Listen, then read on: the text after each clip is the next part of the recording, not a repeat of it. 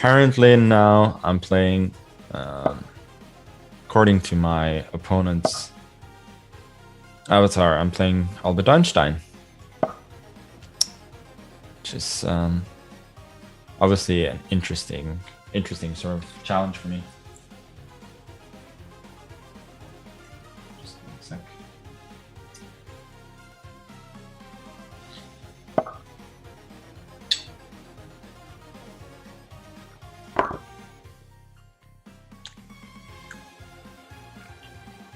I need to start eating before I play rather than during.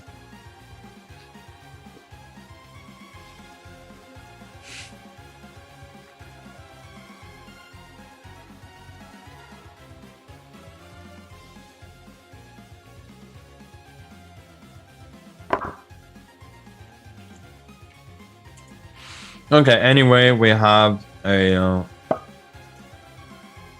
Sicilian here.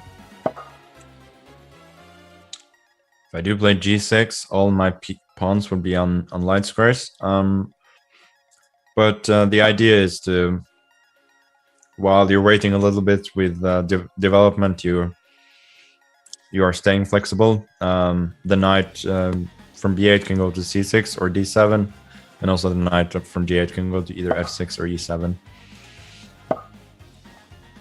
And a3 is decent, but it's obviously a little bit slow.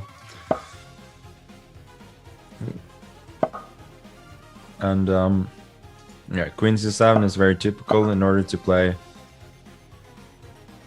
knight f6 without allowing e5.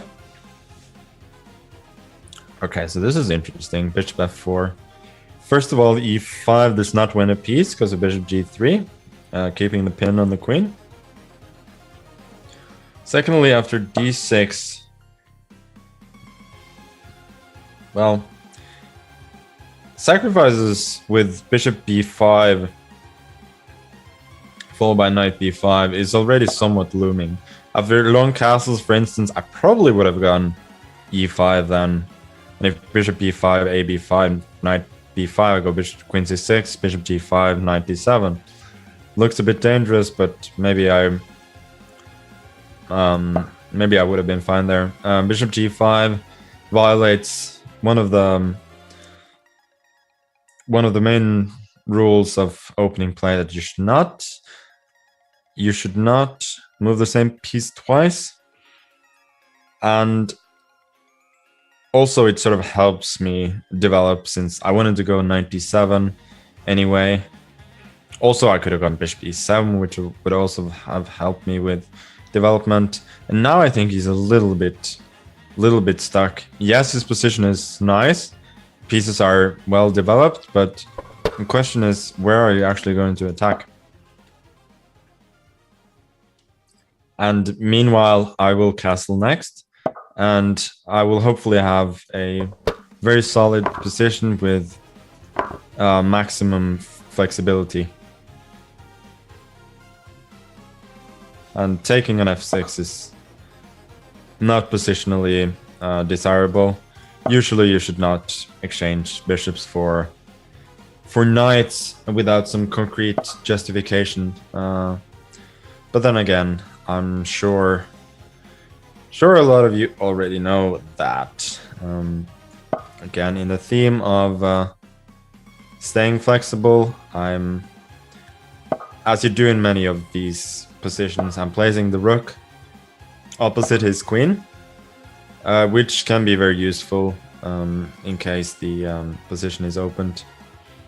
And e5, I guess, is reasonable, but I think concretely it does lose a pawn, since obviously ba3, the knight on c3 is hanging, and most probably I will be a pawn up with a better position as well. And knight f3,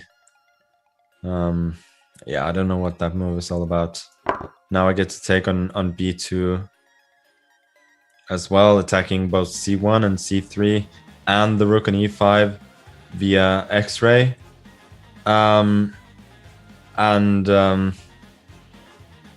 He's gonna be lucky if he loses just an exchange. Probably, yeah. It's gonna be a full piece.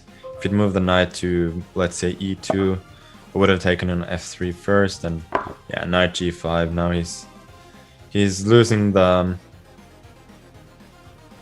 plot. This very often